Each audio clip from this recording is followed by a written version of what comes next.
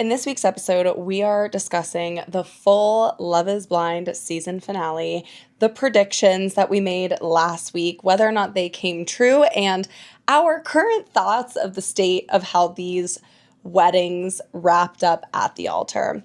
We are also getting into being confident versus being cocky, and how when we start showing up for ourselves can actually make people feel insecure and intimidated about the way they're showing up for themselves. I like to call this the reflection projection. And this is something that I have personally dealt a lot with in my life. And as I like to say, I'm the friend that holds up the mirror. We talked about this a little bit last week, but I had an overwhelming ask to continue the conversation on what exactly that means and how these things can start showing up in your life and how they can affect some of the closer relationships to you. So this is going to be another great one. Of course, we have a new position and a debrief. Let's fucking go. Girl, stop talking. All the shit that people are thinking but not saying. Are you still talking? Girl, stop talking. Happy fucking Monday, bitches. Oh my God, we're really just killing it. Everybody is killing it. I'm so excited to be here. I have so many things to discuss, and I'm really just loving the way these episodes are continuing to evolve over the last 6 weeks or so. I really feel like I am hitting the niche of what exactly this podcast means to me, and we'll consider that a win, girl. So one win checked off the list. Another win, we had another win in the YouTube comments from my girl Nikki. She is the host of the Baddest Bitch in the Building pod. She's been on this show before. She just wrote and released and sold out her very first book. So congratulations, my girl, if you're listening.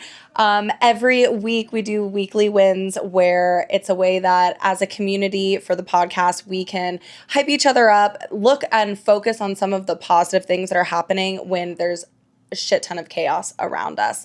So congratulations. Thank you again. You guys keep putting your weekly wins in the comments or wherever you listen. I respond to them all. I read them all, and to get a chance to shout you out on the podcast. So we can all be grateful and find one thing that was positive in our week. And that's like what I want to be able to focus on, along with just like having a laugh and gossiping together. You know what I mean? So my weekly win was actually a pretty huge one. I shared a post on Instagram, I don't know if you guys saw it, talking about my realization that last Sunday I went to my first ever concert and went completely sober. Like, I think as an adult, that was the first time I'd ever been completely sober at a concert. And this is not because I'm sober, okay? It's not because I'm taking a break. It is just because I've truly started to understand my relationship with alcohol. And I did talk about that in a later pod. I think it was Mindset Shifts and Hot Men's Have Hobbies. So if you're interested on my perspective or story around my relationship with alcohol, go check that one out. I'm not going to get fully into it right now, and maybe that's a topic we can discuss deeper later. But I didn't even realize in the moment that I wasn't drinking. Like, the way the light switch has just flicked off in my life and my relationship towards alcohol has completely changed how I think about it, how I show up. It is just, I have fully decentered it from my life, and it is no longer a second thought in my brain. I didn't even realize I wasn't drinking until like we left. And I'm like, oh my God, wait, that's so crazy. I didn't think like, oh, should I get a drink? I wasn't going through this battle in my head of like, oh, you can just have one. What's one? Like maybe just two. It's a long event, yada, yada, yada, like we do. I think it's so relatable, which is why I want to share and why I'm like so proud of how far I've come. And yeah, so I'm just really proud. And that was a win for me going to an event totally sober. I'm also doing 75 hard. So this is a part of the check in. I'm officially like past the 3 week mark. And I wanted to share a little bit about my experience with it. So we're past the 3 week mark of 75 hard. And to be so for real, I kind of feel like I have the cheat code, and I started this program when I was already doing a lot of these things in my day to day. I was already showing up for myself. Like, I've done a lot of the hard work, I've created the discipline, I'm already implementing a lot of this in my life. So it's actually been pretty easy for me. I came into this knowing that I was going on a trip, which is tomorrow. I'm going to New York City. And I knew this was like within the first month of 75 hard. So going into this, I told myself, I'm going to continue to show up, check things off the list, go hard up until my trip. And then I'm going to reset the rules for the trip. Because at the end of the day, this is how you make this work. This challenge almost sets you up to fail, to be honest. Like, I think I've heard a lot of people really failing and feeling really bad about doing this challenge because they don't feel like they're capable to be able to hold these tasks to themselves. And realistically, like, I get it. I get what the challenge is for. It is to create discipline. It's to learn to show up for yourself. It is to, fight and push. Like, it is a challenge. I think if you're someone that's coming right off the couch and you want to do something big and a big change, there are easier changes to learn and make than trying to commit to something like this and setting yourself up to fail.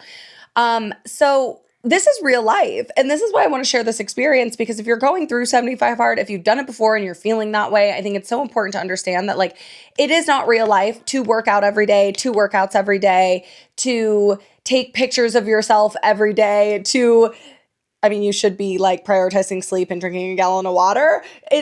Even to read, a self-help book, it is not something that most people do every day. Like, you get exhausted, you get tired. I've been fucking tired. I've been taking naps in the middle of the day and sleeping 9-10 hours a night. Like, not everybody is able to sleep 10 hours every night. I get that.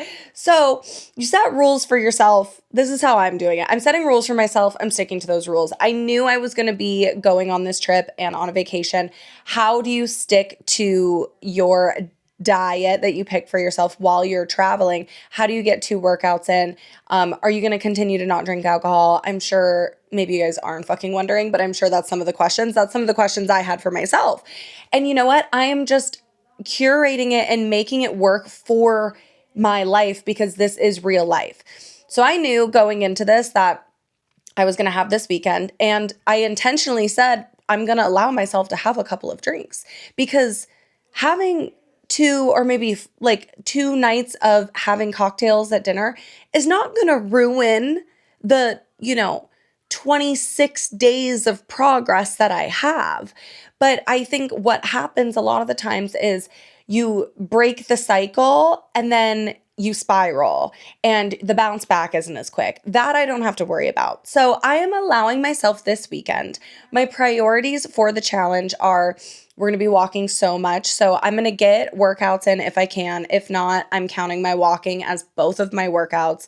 And I'm allowing myself a couple cocktails. I cannot wait. You guys already know. For a dirty, slutty martini with blue cheese olives. I have been romanticizing it. I'm like so excited. A stiff drink and a hard dick, girl. I'm honestly surprised I almost made it 10 minutes not making a sex joke. Are you kidding? I cannot wait. Oh my God. I literally just got goosebumps. I'm so excited.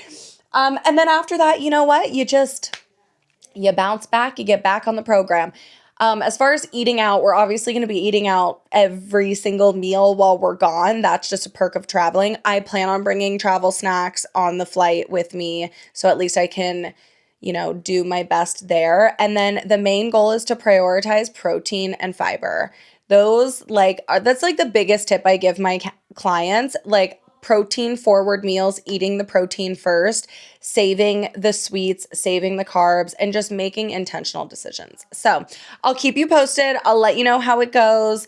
Overall, I'm feeling really good about the challenge. I've just been like pushing so hard, and like I genuinely feel like my life changing, and I just share all of this to hopefully continue to inspire you guys. Like the little, like we said last week, every stone you place forward is creating the path for the future, and that's a banger tip if you ask.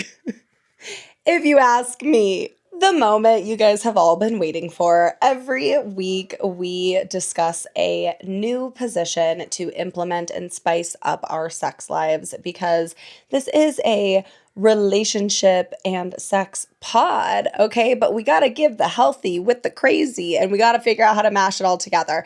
So, every week, if you're new here, we are getting new subscribers on the page. Hey, girl. I'm so excited. We go over a position of the week. I show you. I usually give a visual so that you can see how it's done as I describe it. Or I've done these positions, or I'm going to do them, and I come back and debrief them with you here on the pod. Yet to hear any of your guys' personal stories. Remember, you can, if you take any of this information from the pod, or you just have something you want to share, a fun story or advice, you can go to the podcast page, link in my bio, wherever you're listening, and you can write in. I will share it anonymously always. Or if you had a fun experience with something you've learned here, please DM me privately and we can gossip, chat about it. I always love to hear your guys' responses, and I just continue to build and grow and like gossip and be girlfriends, because I'm honestly having so much fun. So last week, what did we talk about? Last week what did we call it? It was the thrusting one, right? It was the glute bridge. We did the glute bridge. Okay, classic, favorite, hits the spot every time. This week's position, I literally just got goosebumps again. This was unintentional. This was something that like I did not look up, I did not research, I have not done before. It didn't come to me in a vision. Sometimes they do be doing that.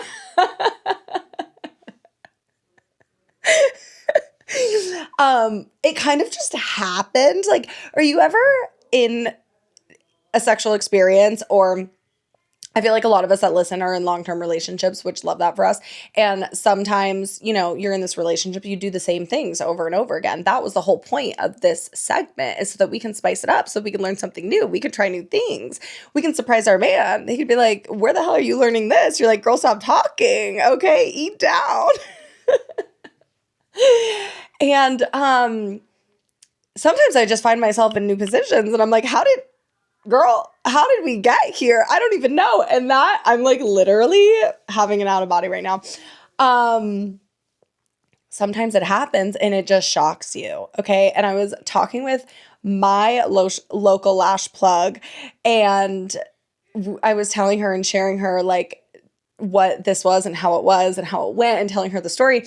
And she's like, she helped me come up with the name. So this position is called Space Cowgirl. It's so good. It's so good. I'm going to be honest. I feel like this takes leverage. It takes strength and leverage. So we have now, I think we've done this enough weeks where we're giving little tips, little adjustments. At this point, like, we're in it. Okay. We are in it. Oh, you guys, I'm drinking a cherry Coke, which I never have soda. And I don't know if it's like the sugar buzz or the caffeine or a combination of the two or what, but I feel like I'm on one right now. Okay, so this is like, I personally want to say it's a little more advanced. I was shocked at what was happening when it happened. And it was something that, like I said, it literally just happened. It was not premeditated. We just found ourselves in this new position. So here we go. Okay, so with this position, you're going to be on your back. Your man is going to be on top of you. You start in missionary and he's like on his knees, right? And then after that, I'm trying to think, how did it even happen? So you're going to have him like pull you up towards him. So your like now legs are like wrapped around his body and he's still on his knees. Like, girl, I don't know if he's sitting or if he was like up. No, he had to have definitely been up. He's picks you up and is kind of like holding you, bracing you on your lower back, maybe even under your butt, maybe. And you have your arms around his neck. And then you're literally leaning back and using the leverage of your arms holding each other to thrust. Okay, so like you're in the air. You are flying through space, girl, and you are running. And the whole time he has you hoisted up and he is also like the only thing on him that's on the bed is his like shins and his knees, and he has you hoisted and he's holding you and you're holding him and you guys are just riding that spaceship, girl. I was literally having an out of body experience when this happened, girl. In my mind, I'm like, oh my God, I can't wait to share this on the podcast. This is gonna be great. This is gonna be great.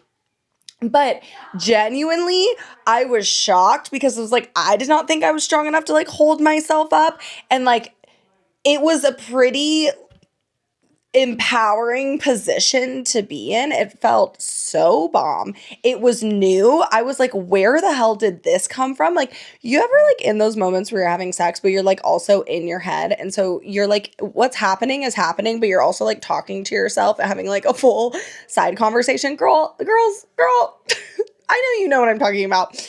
That was happening to me. And I'm like, how did we get here? Like, this is, where did this come from? And then I'm like looking at my man, like the Spider-Man meme where you're like, did you do this?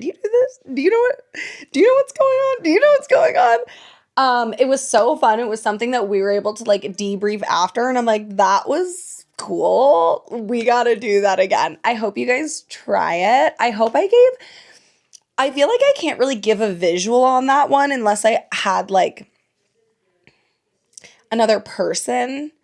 But, you know, it's just me here, girl. So the bear, I don't think would be able to do it enough. I hope you could get the visual. He's on his knees holding you. You're holding him. And you guys are just riding that spaceship all the way out. Bop, bop. This is crazy. Okay. Now that we've been through the POW section, I would love to hear how you guys have been loving these tips. Please send me a DM. Please write in anonymously, even if you want to just share your thoughts on the show or this segment specifically. Please, please, please comment your weekly wins in the YouTube. And if there's anything about the episode that you love, please drop a comment anywhere you listen. Now we are going to move on to the healthier side of things. And we are going to talk a little bit about what I like to call the reflection projection. I don't know about you guys. This is something that I've dealt with a lot, and I never really understood it until recently.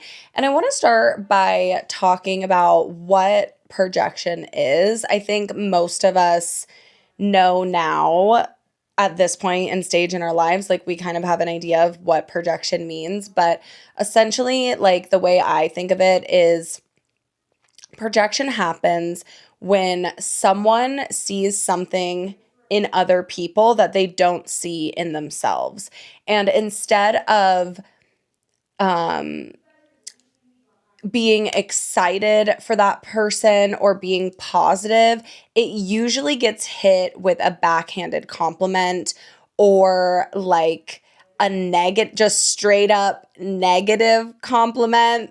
Just negativity. Sorry, can there even be a negative compliment? Or it comes out as passive aggression, where it's like someone's trying to make a joke about something, but you know deep down in every joke, there's always a piece of truth. So listen, we all have our own shit, okay? We're all growing and learning at our own pace. And I think for myself specifically, I have continued to level up and I've outgrown like a lot of friendships just in my life in general.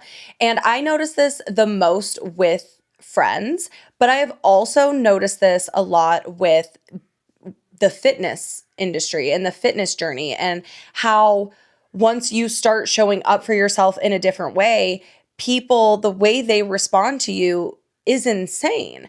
And in my opinion, it's insane. Like, you think to yourself, like, that wasn't actually a compliment. Or you're thinking to yourself, like, why would you say something like that? Or the thing that I find myself asking a lot is, why does it bother you? Like, now I can see it for what it is, because before it would be like people are just making like a backhanded compliment or a joke, right? Like a passive aggressive joke.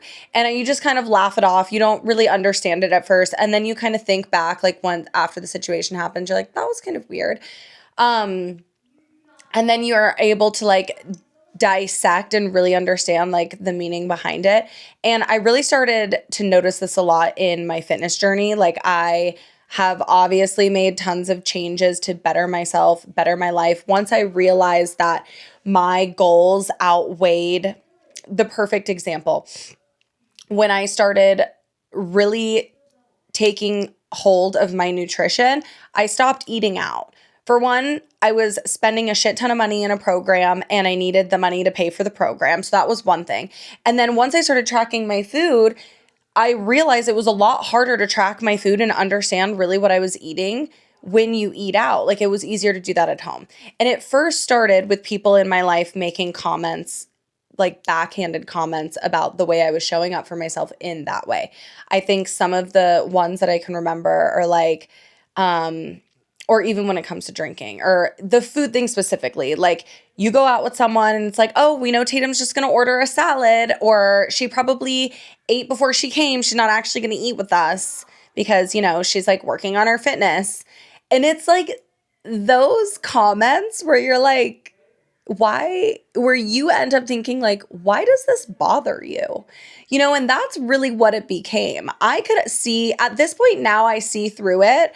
So depending on who the person is, I'll call it out. And other times I just smile and I'm like, yeah, well, you know, this doesn't align with my goals. And just short and sweet. Because at the end of the day, that's a projection. They're wherever it is coming from, they are projecting it onto you and making it about you as if you're the problem, even though you're the one doing something healthy for yourself. I remember when I was trying to figure out my understanding with alcohol, and I would take these long breaks where I would do like 30 days and I wouldn't drink, and I'd really prioritize my fitness. And then they started becoming longer, 60 days, 90 days. And I was sharing that online. And I remember I had a family member make a comment to me about my drinking. And the family member was like, this, like, basically my interpretation was, you should be able to do anything with or without alcohol. Like, you shouldn't have to not drink just to go have fun. And I'm like, well, yeah, that's the point. That's what I'm doing. Like, I don't actually need to drink to not have fun. And that comment to me was crazy, because in my family, we have a lot of people that have problems with addiction. Most of my family doesn't drink alcohol because they've had a problem. And I thought that was really crazy. And that one I did like respond back to, because I'm like, you know, I'm a little confused by this comment. Like, we both know that most of our family has an addiction. And if you were talking to someone with an addiction, I don't think this would be the way to go about it. I think we would want to be encouraging the person, like, look at you, like, finding new fun things to do outside of drinking without alcohol, right? So I've seen those things happen a lot. And I've had a lot of similar things happen in friendships. Like, I truly believe, honestly, like, it's probably hard to be my friend. And that's how I feel. I feel like it's hard to be my friend because I hold myself to such a high standard. And like we talked about last week, I think people are attracted to that. But I think once they realize like how, like, how high of a standard I'm holding myself to, all the things that I'm doing. I truly believe they sit back and reflect, and in their mind, they're like, oh, well, I'm not doing any of these things. And then it starts to come out that because that's what I do. I'm like this, holding up the mirror, and the reflection they see is themselves and what they're not doing, or all the things that they want to accomplish that they're not holding their accomplishments to, or maybe they're not even able to show up on time for themselves, or they say they're going to do XYZ and they continue to prove to themselves this narrative that they're not able to do those things, which is false because we can all unlearn bad habits. But yeah, it's difficult and it takes time. And being around people that are pushing you to be the better version of yourself can look like a threat. And that's what I've dealt with. I've felt like showing up as who I am as a person threatens people that are close to me. And that sucks because all I want to see for the people that I love and care about, I just see the greatness in them. But not everybody wants to be pushed. I'm a pusher. I push people. I remember once I had a falling out with a friend and we didn't talk for a while.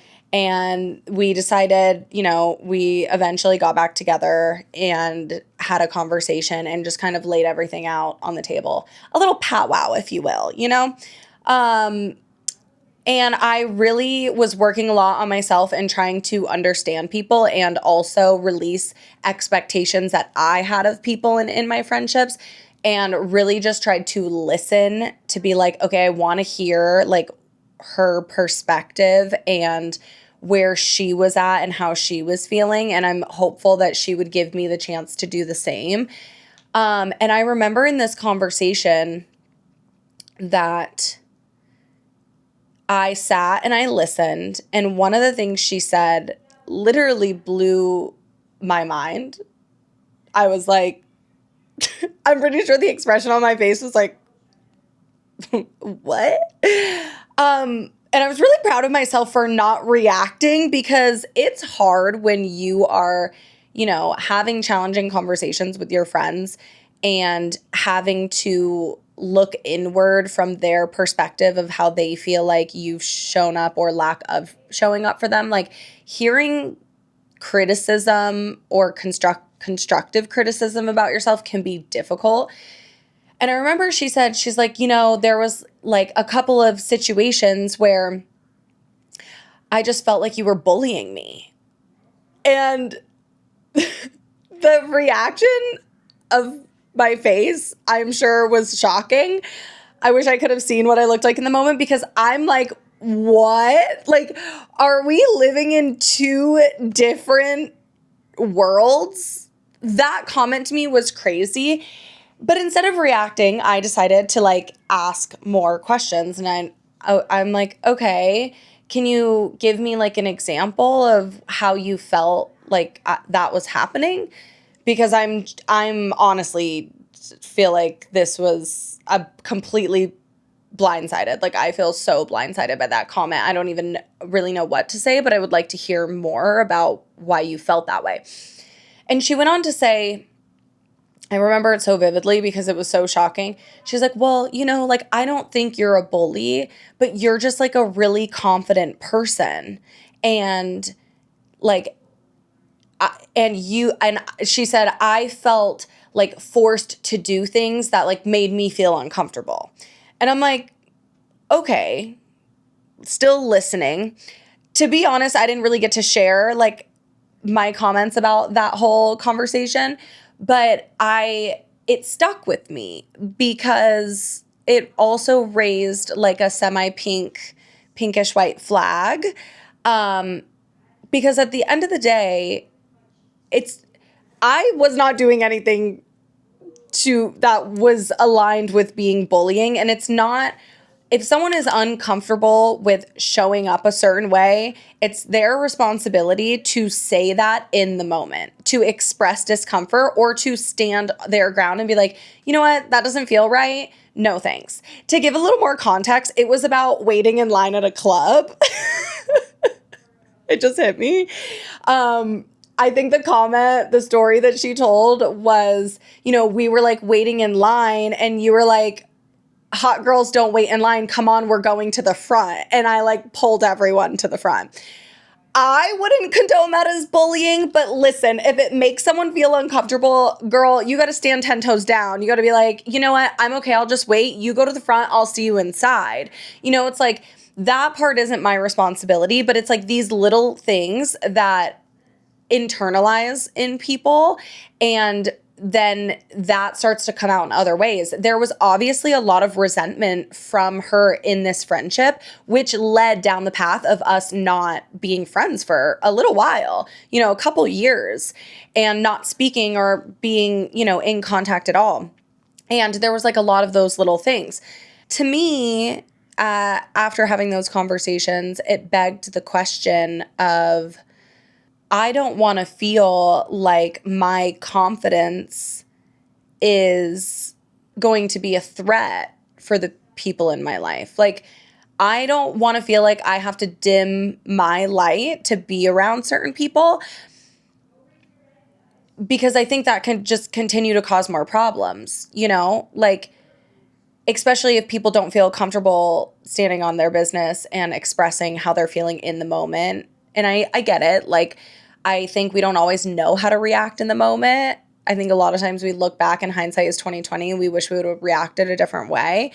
But I started thinking to myself, like, okay, I'm going to take this with a grain of salt and I'm just going to remember, because I shouldn't have to like feel like I'm walking on eggshells in a friendship or in a partnership or with someone because I can't feel comfortable being the fullest version of myself. And I think that's when you have to start making these changes in your life and realizing that like it's okay to compartmentalize your friendships and not hold expectations to each friend or each person in your life, because you may be growing or changing at a different or faster rate than some people, and that's okay. But that's another episode you guys should go listen to, compartmentalizing your friendships.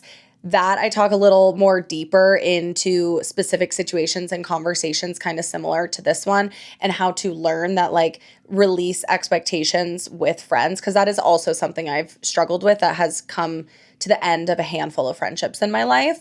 But I just think all of these things are so interesting, and it's, again, people show up and sometimes they're not able to express these vulnerabilities or the way they feel. And instead, they turn it and they use passive aggression. They use the reflection projection because they see something in you that they want for themselves, and they're subconsciously not aligning with that person. And so then it comes out in these negative ways.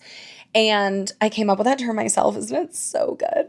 If you guys have any stories where you feel like similar in this situation, or now you've listened to my story and you're like, oh, damn, like I do this, or I want to learn more or whatever, like please write in on my Instagram, click the link in the bio, or you can go to tatumzoe with 3es.com/podcast. You can write in an anonymous letter. I would love to hear them. I would love to be able to read some of these stories. And I think it's important to share these things about friendships because not a lot of people talk about friendships in this way. Like, we talk so much about relationships and how to navigate through them because you're spending your time with this person day to day, in and out and whatever. But can we not admit and agree that our friends are usually longer there than our relationships? And we should be talking about these things when it comes to the other important people that are closest to us. Because, I think at the end of the day, what it comes down to with friends is like, we want the same things a lot of the time. Like, we want to have a deeper connection, but not everybody's ready for a deeper connection. And some people like aren't able to communicate that, or even aren't even able to show up in the way that you would want them to show up. And so I'm saying all this to say, take it with a grain of salt. Sometimes we outgrow friendships. We compartmentalize them into different areas of our lives, and that's totally fine. Like, you don't need to completely break up with a friend. You just pivot. If you're getting passive aggression, aggressive comments, if you're getting projection, like, you don't have to go to dinner with those friends. Or you can make it a point to be like, hey girl, like, I don't want to go out to eat, but I would love to have you over for dinner. Like, can I cook you something? Like, always give a second option that is going to align more to your goals and maybe in turn make the person feel a little more comfortable. I think that's all I have to say about that. I am like dripping from the mouth. I'm so excited to talk about the Love is Blind weddings. Oh my God, I did not think we were gonna get here. It took long enough. I cannot wait for the reunion. Let's get into it. I am so excited. Okay, Love is Blind season 10 finale. Can we just say for a moment, I am pretty fucking sure I was spot on with my predictions. Emma and Mike, first of all, his name does not even look like Mike. I didn't know that until the other day. I knew Mike was going to say no. I was shocked that Emma said yes, but we kind of had that teaser. I called that. Okay, Amber and Jordan, I literally said if her daughter shows up at the wedding, she's saying yes. I'm on the fence about him, but I hope they make it. I hope they end up making it out. I'm so happy that I just blew right past Emma and Mike. We'll get back to them in a second. I'm so happy they ended up together. The reunion teaser looks crazy, so fingers crossed. We don't know what's going to happen, but in this current moment, I really loved the advice that I think his name's Jordan, that Jordan's sister gave him. She, right before he walked through those doors, she was like, listen to your heart. And I think a lot of the times, even like just in relationships or when we're struggling with this push and pull, it is like the logic, the love, the logic, the love. Which one do we listen to? And I did not think watching that, I did not think he was going to say yes. I was like, oh, for sure it's a no. I'm like, fuck, he's gonna say no. And then she said that, and I'm like, and then it was just so cute. I really like hope the best for them. I hope that they just have some rage baity clip in the teaser and they're still together and they're thriving. I really, honestly, good for her. I do think it's a little crazy that, this daughter just has like a stepdad. But again, it's like, yeah, they're technically married, but like, who's to say they even moved in together? They still have to figure out all those things. So like, I can see how it could still continue to work. I'm happy that ended up the way it did. Back to Emma and Mike really quick. I knew he was going to say no. The family thing was way too important, which I completely understand coming from someone who has also struggled with being in a relationship, not knowing whether or not kids were still on the table. And I love that Emma was all in. I think she's going to one day be a great mom. And I'm so happy that I think this whole experience for her like has opened her up to being vulnerable and really accepting herself and where she came from. Like that's so beautiful. And I really love to see it. I'm hoping they at least dated after the show. Do I think it's going to be a long term and they're still together? No. But I'm hopeful that they tried to make it work and they just like amicably split. Devontae and Brittany. Girl, I called that shit too. I knew he was using things as an excuse. I'm glad they didn't make it to the altar. I'm glad he had the fucking balls to say something before they walked down the aisle. Like, I'm sure it was hard for Brittany. Actually, maybe not. Brittany, love you, sister. Like, you are such a kind, genuine, sweet, loving girl. This man does not like you, girl. He does not like you. And the way they edited this conversation had me cringing so hard. I literally just got goosebumps again. The way they edited this made her seem like she was a stage 5 clinger. Like you can just hear in the background, like the Halloween noise where the killer's standing in the hallway over the person's shoulder, like, it's like from the Wedding Crashers, the redhead where she's like, you can't run for me because I'd find you. That's literally how I felt watching that. It was hard to watch. It was so cringe. I think I'm like curious on how his responses really were. Like, was he actually saying like, yeah, I still want to be with you? Because the edit we got, it just seemed like, we're still together, we're engaged, I know we're gonna be married someday, like the dress is for you. And it, like, she was telling him, and I just wish we would have gotten a clip of her being like, do you want to be this? Do you want to be dating? Do you want to be together?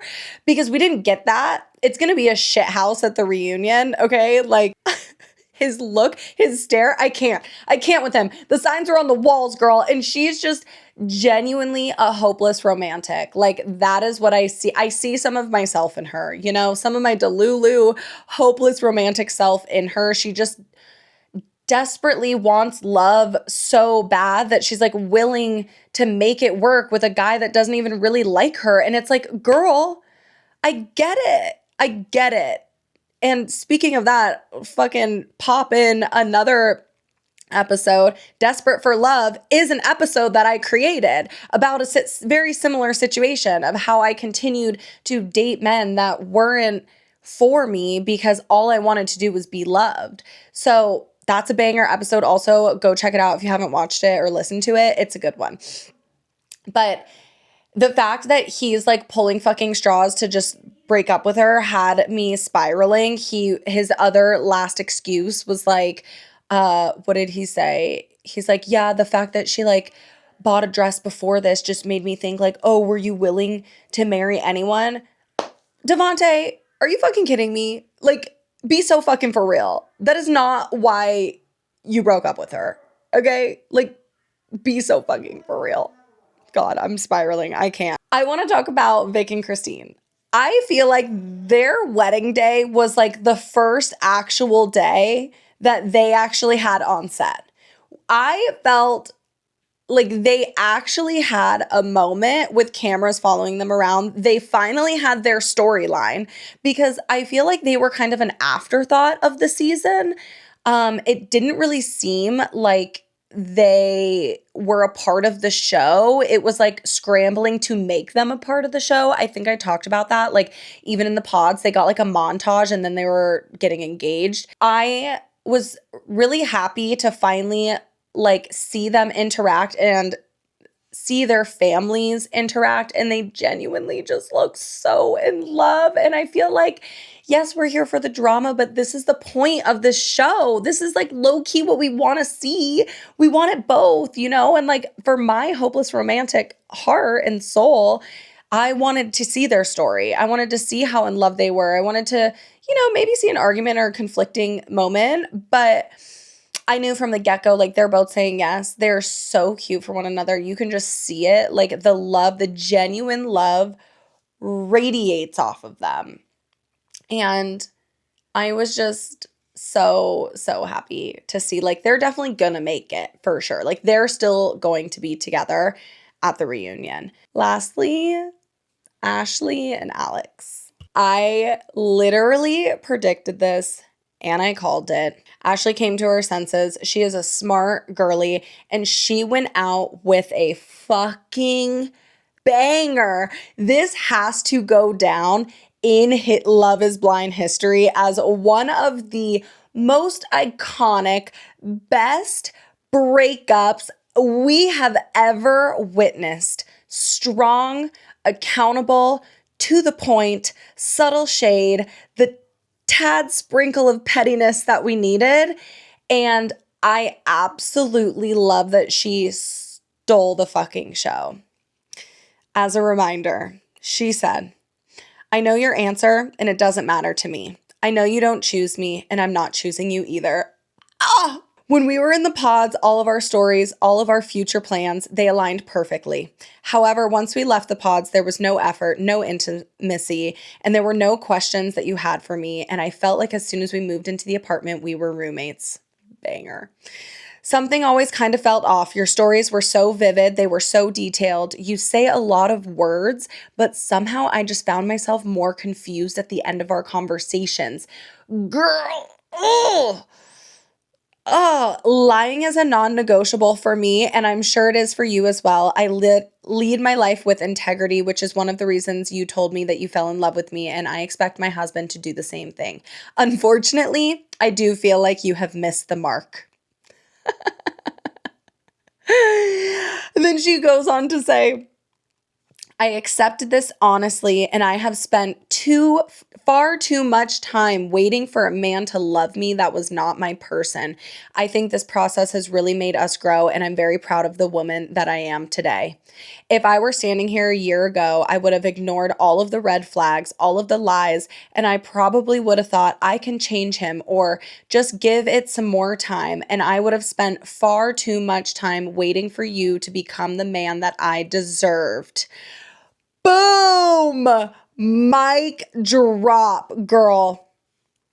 I that could not have gone any better. This message needs to be on repeat for the girls in high school, for the girls in college, for the girls in their early 20s, for the girls that are still dealing with men like Alex, who are master manipulators, gaslighters, and fucking condescending, lying ass hoes. Oh my God. I'm like, girl, how did you come up with this? This was just banger after banger, mic drop at the end. The fact that he stood there silently, I felt like I could see the rage behind his eyes, but he knew he had to play off this like cool, calm, collected guy because that is his persona. This is literally how guys wiggle their nasty little way into women's lives and ruin them, just like this guy. Every single young girl starting to date should watch that fucking clip, should listen to the words that she is saying, because so many of us have spent too much time hoping, fixing, and wanting someone to change, focusing on the very short green light that they give us when you first meet, and then wasting years upon years of time with someone that they are way too good for. And it just goes to show in the way that he reacted and responded when someone was like, do you want to go check on her? And he's like, no, are you kidding? Like, talk about a fucking ego crusher on national TV. Literally, no notes. I don't think I have anything more to say. She wrapped that up beautifully. I'm shocked that her dad, I was waiting for the moment that her dad was like, oh, thank God. Like, I wished that we could have gotten like oh God, thank God, whispered under his breath from her father. Like, I hope people are talking about this. I hope more people are talking about this. I have no notes. I'm so excited to see the reunion. It seems like there's so much drama. It'll be really, really interesting to see how it all plays out and what lies come out. It almost seems like maybe some of the other cast members hooked up and someone lied about it. Ooh, spooky. I don't know. That's just an assumption by the clip. And oh God, what a better way to end the show. You know what I mean? That was a banger. Banger. That needs to go down in the Love is Blind history. Like I don't know. Ashley is coming for Jess's throat with her breakup with Jimmy. Like them two, I'm so proud of her. She is so fine. And you know what? She is going to find someone from this. Okay. She's about to skyrocket after that clip. Good for her, sister. Yeah, we're just going to end it like that. I hope you guys have a happy fucking week. I will be gallivanting in New York. Check out my Instagram, Tatum Zoe with 3 E's. If you want to write in questions, comments, concerns, storytelling, positions of the week, debrief, please click the link in my bio on Instagram. It might be on YouTube too, but if not, it's tatumzoe with 3es.com/podcast, and you can write in there. Please comment your weekly wins anywhere you listen or watch this episode.